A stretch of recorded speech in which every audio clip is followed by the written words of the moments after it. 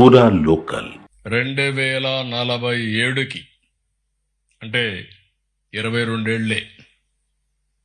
ఇంత మునుపు మిమ్మల్ని నేను ప్రోత్సహించింది, ఐటీ పెట్టింది, టేక్ ఆఫ్ అయింది మీరు చూస్తే 30 years, 30 కూడా కాదు. 1996, 97లో స్టార్ట్ చేసాం హైటెక్ సిటీతో. అక్కడి నుంచి ముందుకు పోయాం. ఈరోజు 22 సంవత్సరాల్లో మీరు డిఫరెంట్ వరల్డ్ చూడబోతున్నారు. Be clear. ఇమాజిన్ చేయకుండా మీరు ఆంధ్రప్రదేశ్ నుంచి స్విట్జర్లాండ్కి వచ్చి ఐర్లాండ్కి పోయి మీరు ఆనందపడిపోయి బాగుందిలే అనుకుంటే కుదరదు. అది కాదు. Sky is the limit.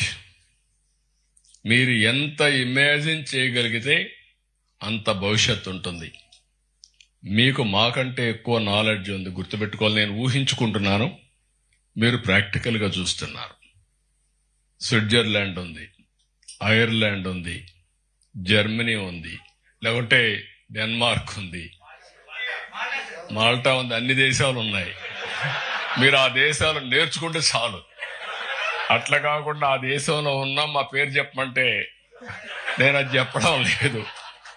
నేను కోరుకునేది, అక్కడ గ్రామాల నుంచి వచ్చారు, అక్కడ పరిస్థితులు మీకు అర్థమైనాయి. ఇప్పటికి కూడా మొన్న కూడా మేము నారావారిపల్లికి పోయాం. ఎందుకంటే మనము పుట్టిన ఊరిని శాశ్వతంగా మరిచిపోకూడదు. పుట్టిన ఊరు జన్మభూమిని మరిచిపోతే చరిత్రహీనులు అయిపోతాం. ఆ విషయం మనం గుర్తుపెట్టుకోవాల్సిన అవసరం ఉంది.